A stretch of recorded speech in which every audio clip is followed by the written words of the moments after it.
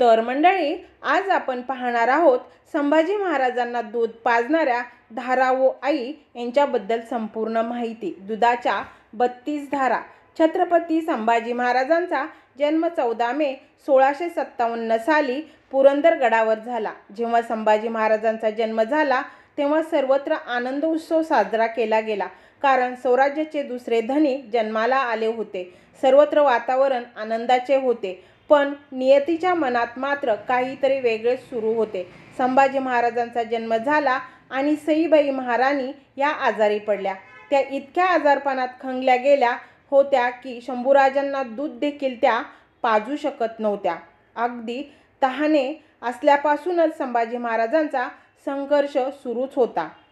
ते तहाने मूल तेजस्वी, सुंदर, गोंडस बाळ भुकेने कळवळून रडत होतं। एकीकडे जन्म देणारी माता आजाराला खिळलेली होती, तर दुसरीकडे बाळ भुकेने टाहू फोडत होतं। जिजाऊंचा जीव तुटत होता। त्या शंभूराजांच्या भुकेच्या कर्कश आवाजाने जणू राजवाडा देखील रडू लागला होता। राजवाड्यातील सारे चिंतेमध्ये बुडाले होते। सईबाई साहेब खूप दुःखी झाल्या। त्यानंतर त्या वारंवार शंभूबाळांना पदराआड घेत राहिल्या, पण शंभूबाळाचं रडणं काही थांबत नव्हतं। मोठ्या लगबगीने राजवैद्य गडावर दाखल झाले होते। त्यांनी सईबाई राणीसाहेबांची नाडी परीक्षा केली। नाडी परीक्षा केल्यानंतर राजवैद्यांच्या चेहऱ्यावरती मोठी चिंता स्पष्टपणे दिसत होती। राजवैद्यांची चिंता पाहून आऊसाहेबांनी त्यांना एकांतात बोलावून सत्य काय ते विचारले। गडावर चिंतेचे वातावरण अजून पसरलं होतं। शंभूबाळ रडतंय, शंभूबाळाची भूक भागत नाहीये हे पाहून अवघ्यांचा जणू जेवणच बंद झालं होतं। आणि खरं आहे, छोटंसं ते लेकरू, आता त्याला त्याच्या आईच्या दुधाची गरज आहे, परंतु जर त्याला आईचं दूध मिळणार नसेल तर त्या बाळाची भूक भागणार नाही। भुकेने व्याकुळ झालेल्या शंभूबाळाला पाहून अवघा पुरंदर व्याकुळलेला होता। राजवैद्यांनी एका क्षणाचाही विलंब न करता सत्य काय आहे ते सांगितले। राणीसाहेबांना बाळंत व्याधी झाली आहे, त्यांना दूध येणे शक्य नाही, किंबहुना येणारच नाही। अंगावरचे दूध येणार नाही, त्यामुळे शंभूराजांच्या प्रकृतीला मोठा धोका निर्माण होईल। त्यांना फार काळ भुकेपोटी ठेवता येणार नाही। जर ते फार काळ भुकेपोटी राहिले तर त्यांच्या प्रकृतीमध्ये अजून खूप मोठा बिघाड होऊ शकतो।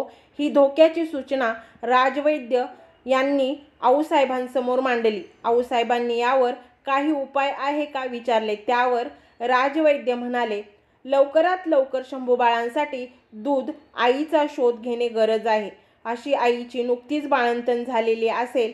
राजवैद्यांनी दिलेल्या सल्ल्यानुसार आऊसाहेबांनी शंभू बाळासाठी दूध आई शोधण्यासाठी गडावरून माणसे रवाना केली।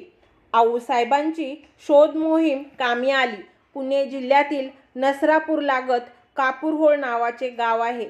तिथल्या तुकोजी गाडे पाटलांच्या पत्नी धाराई नुकत्याच बाळंत झालेल्या होत्या। वार्ता कानी येताच आऊसाहेबांनी धाराईंना किल्ले पुरंदर येथे बोलवणे केले। धाराऊंच्या मुलाचं नाव होतं बयाजी।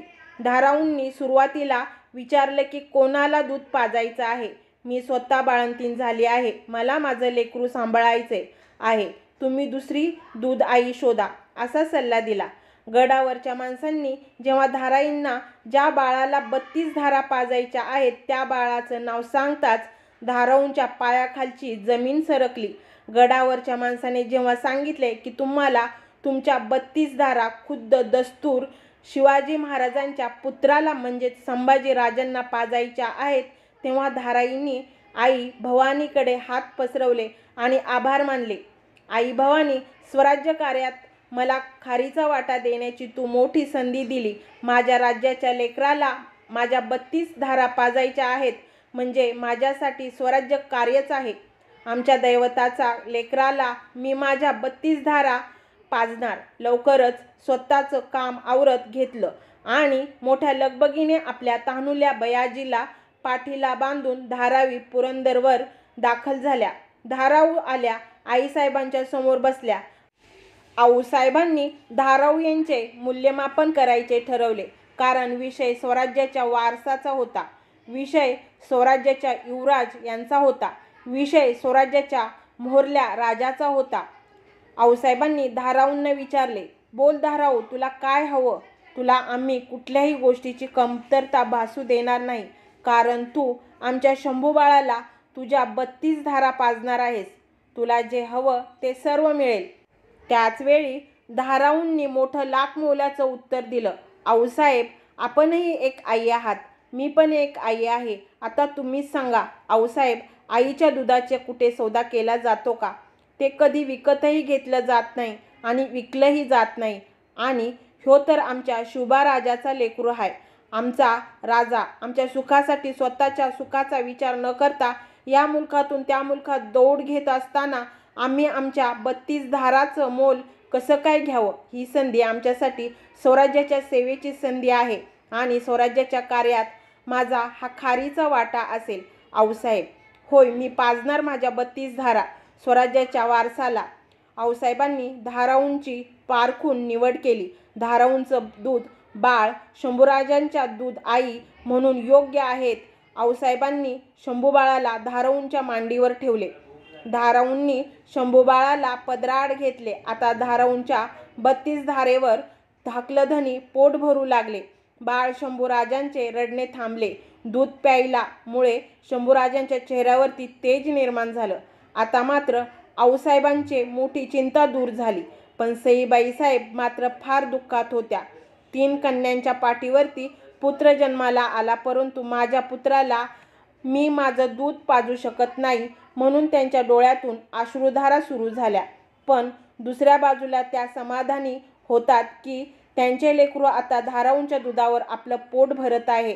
लेकराचे तिकडे पोट भरत आहे आणि इकडे आईचं मन भरत होतं. नियतीने शंभूराजांच्या बालपणापासूनच किती अवहेलना केली. ज्या शंभूराजाला स्वतःच्या आईचे दूध महत्त्वाचं होतं, त्या नियतीने त्या आईचं दूध त्यांना नशिबी येऊ दिलं नाही. 9 महिने आपल्या पोटात वाढवलेलं बाळ आज दुसऱ्या बाईच्या अंगावर दूध घेतंय हे बघून सईबाई महाराणी साहेबांना किती दुःख होत असेल. पण धारा मात्र स्वतःच्या पोटच्या पोराप्रमाणे बाळ शंभूराजांची काळजी घेऊ लागल्या. वेळोवेळी त्यांना दूध पाजू लागल्या.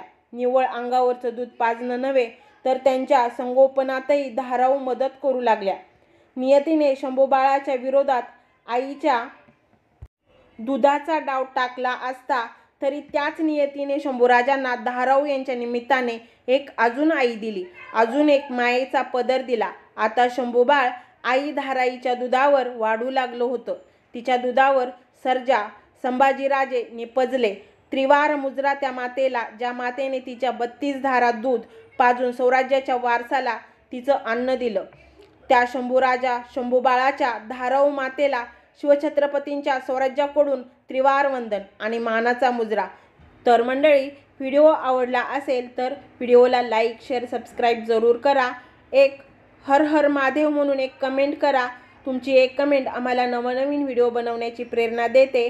जय जिजाऊ, जय शंभूराजे, जय शिवाजी महाराज.